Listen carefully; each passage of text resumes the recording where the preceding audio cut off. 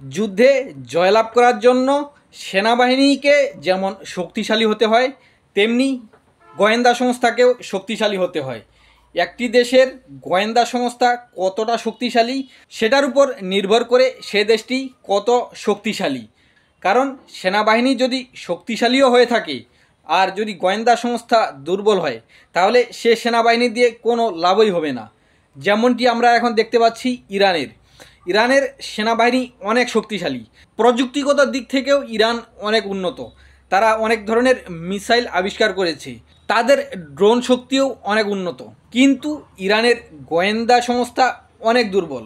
এমনকি দেখা গেছে ইরানের গোয়েন্দা সংস্থার প্রধান নিজেই মোসাদের এজেন্ট। তাই ইরান এই দুর্বল অবস্থায় এসে পৌঁছেছে।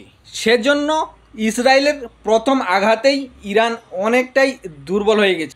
ইরানের শীর্ষ যে 10 জন পরমাণু বিজ্ঞানীকে মোসাদ টার্গেট করেছিল, তার মধ্যে 9 জনকেই এক আঘাতেই হত্যা করে ফেলেছে। অর্থাৎ পরমাণু শক্তিতে ইরান যতটুকু অগ্রগতি লাভ করেছে, তারা এখন অনেকটাই পিছিয়ে গেল। কারণ তাদের 9 জন বিশিষ্ট এবং বড় ধরনের বৈজ্ঞানিককে তারা ইতিমধ্যে হারিয়েছে।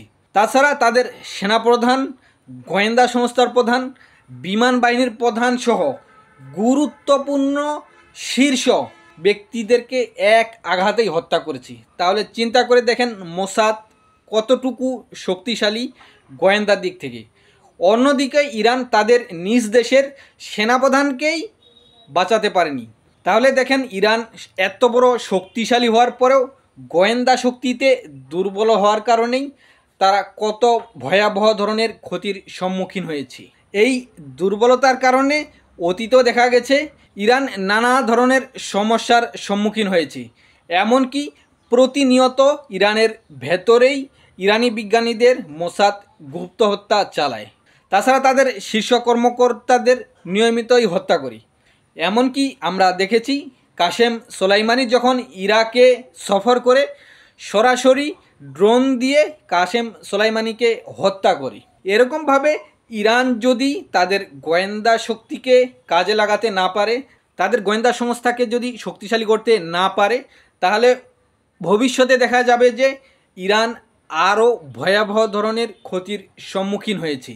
কারণ শক্তিশালী হয়ে লাভ নেই যদি গোয়েন্দা সংস্থাকে শক্তিশালী করা না হয়।